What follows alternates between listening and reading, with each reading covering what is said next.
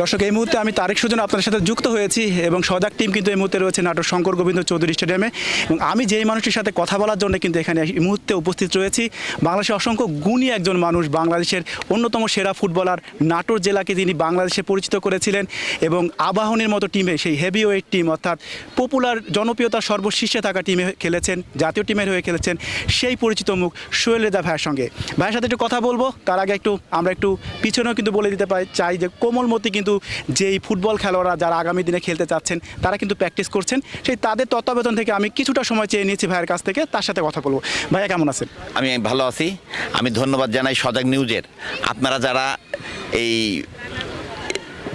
টিমের সঙ্গে জড়িত আছেন সকলকেই, যে আজকে আপনারা নাটোর জেলাতে স্পোর্টসটা যেন সুন্দর মতো হয় এই চেষ্টা যে আপনারা করে যাচ্ছেন, এর জন্য আবারও আপনাদেরকে ধন্যবাদ। সজাগ টিম কিন্তু নিশ্চয়ই আপনাকে ছাড়া না, সজাগ টিমের আপনিও একজন সদস্য, আমরা এমনটাই কিন্তু মনে করি। হ্যাঁ, অবশ্যই আমি নিজেও তাদের সাথে সম্পৃক্ত। তো ভাইয়া একটু কথা বলি, যে বাচ্চাদের প্র্যাকটিস করাচ্ছিলেন, দেখলাম কিছু টিপস দিচ্ছিলেন।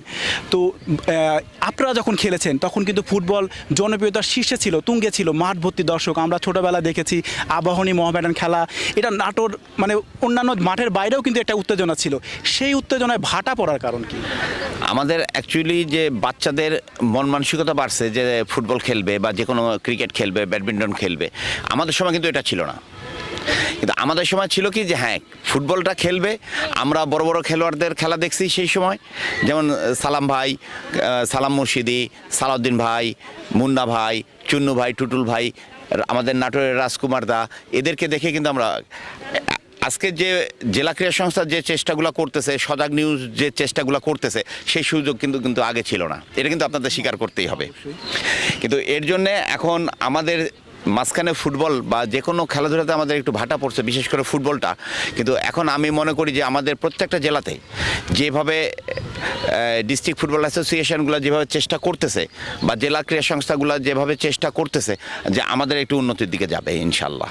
আর 4-5 বছরের ভিতরে আমরা একটা জায়গাতে আশা করি আমরা আমাদের জেলা ক্রীড়া সংস্থাগুলোকে নিয়ে যেতে পারবো।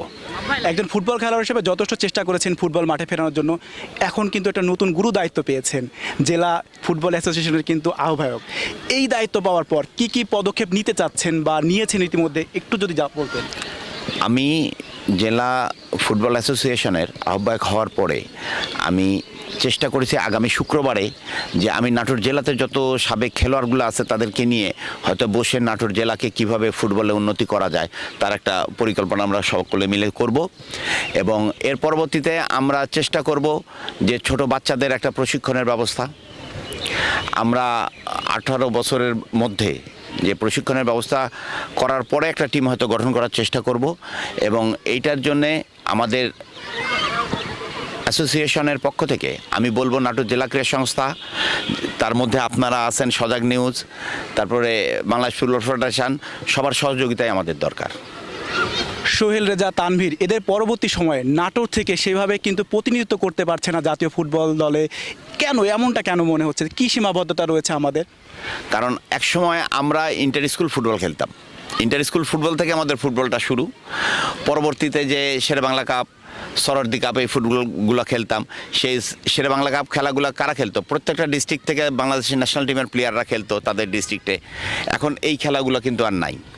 আমি আশা করব যে এই ধরনের যে আবার খেলাগুলো ফিরে আসুক, যে প্রত্যেকটা ডিস্ট্রিক্টে যাদের ডিস্ট্রিক্টে তারা খেলবে তাদের দেখে অনেক প্লেয়াররা আগ্রহ সৃষ্টি হবে ফুটবল খেলার।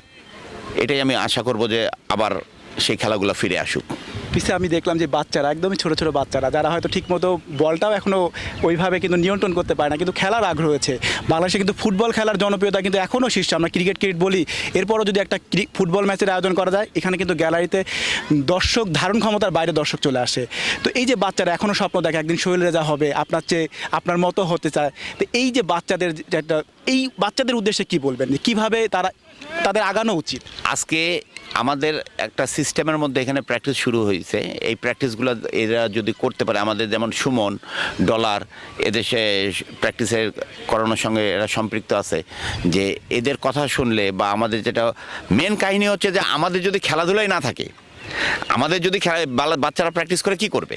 কিন্তু আমাদের টার্গেট থাকতে হবে যে একটার পর একটা খেলা বাচ্চারা প্র্যাকটিস করবে, খেলা অংশগ্রহণ করবে, ভালো প্লেয়ারগুলা এখান থেকে ডিস্ট্রিক্টের বিভিন্ন জায়গা থেকে আমরা বেছে নিয়ে আসবো, এবং যারা খারাপ করবে তারাও একটু চেষ্টা করবে যে ওর মতো ভালো খেলোয়াড় হতে হবে। যদি আমার ডিস্ট্রিক্টে কোনো খেলাই না থাকে তাহলে কিন্তু প্র্যাকটিস করে প্লেয়ার বের করা সম্ভব হবে না।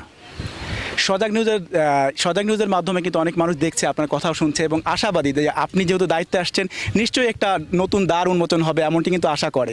সেক্ষেত্রে সজাগ নিউজের মাধ্যমে কি তাদের এই উদ্দেশ্যে কিছু বলতে চান? ইনশাল্লাহ আমি চেষ্টা করব এই সজাগ নিউজের মাধ্যমে যে আপনাদের সহযোগিতা আমি যদি পাই, বা আপনাদের মতো আরও যারা আছে, শুধু আপনাদেরকে দেওয়া হবে না।